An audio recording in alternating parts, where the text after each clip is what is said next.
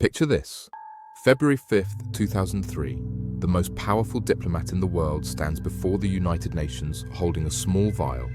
He shakes it gently and tells the entire planet that this tiny amount of anthrax could kill thousands. He says Iraq has stockpiles of these weapons, mobile biological labs, uranium for nuclear bombs. The invasion must happen now or we all die. Every major news channel broadcasts it live, millions watch, the world holds its breath. But here's the truth that will make your blood boil. Every single word was a lie, not a mistake, not bad intelligence.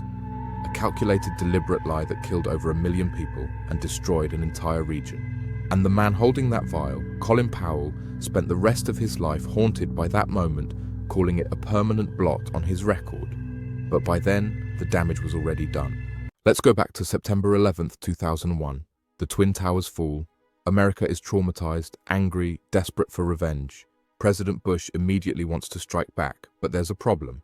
The terrorists were from Saudi Arabia and Afghanistan, not Iraq.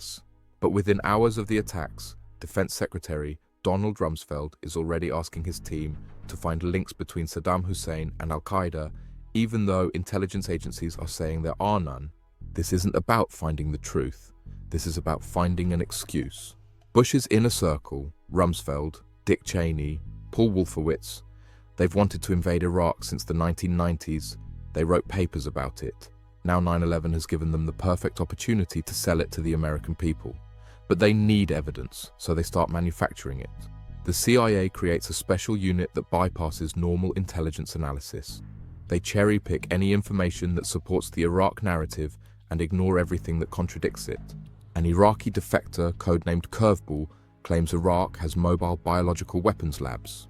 German intelligence who handled him warns the Americans that he's unreliable, probably lying, an alcoholic making up stories. But the Bush administration doesn't care. They use his testimony anyway because it fits their narrative perfectly. Then there's the aluminum tubes. Iraq purchases aluminum tubes for rockets, normal conventional rockets. But the White House claims these tubes are for enriching uranium to build nuclear weapons. The scary nuclear scenario that terrifies everyone. Scientists at the Department of Energy say that's impossible. The tubes are the wrong size, wrong material, completely unsuitable for nuclear use. Again, they're ignored. The administration takes the scariest interpretation of every piece of data, no matter how flimsy. Now we get to that famous moment, February 5th, 2003, Colin Powell at the United Nations. He's the most trusted member of the Bush cabinet, a war hero, seen as honest and credible. If anyone can sell this war, it's him. But behind the scenes, Powell is uncomfortable. His own intelligence analysts tell him the evidence is weak, full of holes. He spends 4 days at CIA headquarters, going through everything, demanding better proof, questioning every claim. George Tenet, the CIA director, sits beside him, saying it's a slam dunk case, the evidence is solid, trust us. Eventually, Powell agrees to present it, but he doesn't know how bad the intelligence really is. Or maybe he doesn't want to know. He stands at that podium with satellite photos of buildings he claims are chemical weapons facilities. They're just regular buildings, factories, warehouses, nothing special. But Powell presents them as smoking gun evidence with complete confidence. He plays intercepted phone calls of Iraqi officers supposedly hiding evidence, completely taken out of context. Normal military communications twisted to sound sinister. The translation deliberately misleading to create suspicion where there was none. He talks about those aluminum tubes. He mentions Curveball's mobile labs that don't exist. He draws connections between Saddam and Al-Qaeda that intelligence agencies have repeatedly said aren't real. But Powell says them anyway.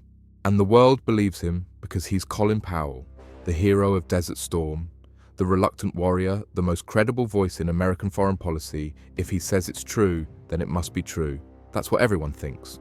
The media doesn't question it, they amplify it. CNN, Fox News, MSNBC, New York Times, Washington Post, they all repeat the claims without serious investigation. Within weeks, Congress authorizes the invasion with overwhelming support. Only 23 senators vote against it. March 19, 2003, shock and awe begins. Baghdad lights up like hell on earth. Cruise missiles slam into buildings every few seconds.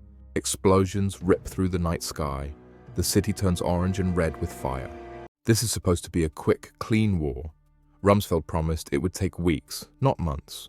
American forces roll into Iraq, expecting cheering crowds welcoming them as liberators, flowers and celebrations, grateful Iraqis thanking them for freedom. Instead, they find confusion, fear, suspicion, and the beginning of an insurgency that will consume the country for years. Roadside bombs start appearing within days, sniper attacks, ambushes. This isn't the easy victory they promised. But the most damning revelation comes almost immediately. The weapons inspectors who were pulled out before the invasion, they go back in after Baghdad falls, they search everywhere, every suspected site, every location Powell pointed to at the UN. They find nothing. Not mobile labs, not chemical stockpiles, not nuclear programs. Absolutely nothing.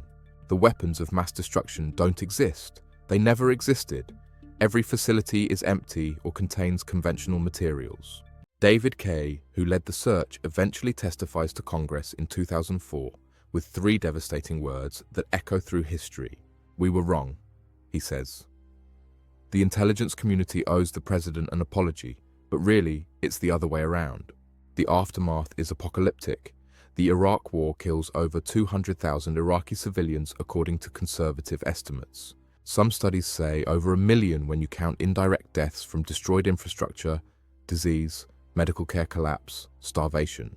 4,500 American soldiers die, 32,000 are wounded, many with traumatic brain injuries and lost limbs. Lives destroyed, families shattered, young men and women who trusted their government sent to die for a lie they didn't know was a lie. The financial cost exceeds $3 trillion when you include long-term veteran care and interest on borrowed money. That's $3 trillion that could have gone to schools, hospitals, infrastructure. Instead, it vanished into the desert sand. But the worst consequence is what the invasion creates. When the US dismantles Iraq's army and government, 400,000 trained soldiers are suddenly unemployed, angry, humiliated, with weapons training and nowhere to go.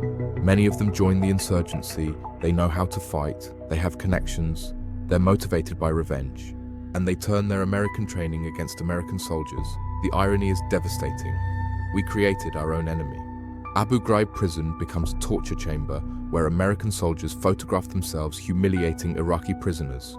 The photos leak in 2004 showing naked prisoners stacked in pyramids, threatened with dogs, subjected to sexual abuse. It's sickening. It becomes a recruitment poster for terrorists worldwide. Every jihadist group uses those images to show American hypocrisy. You claim to bring freedom and democracy, but you torture and humiliate Muslims.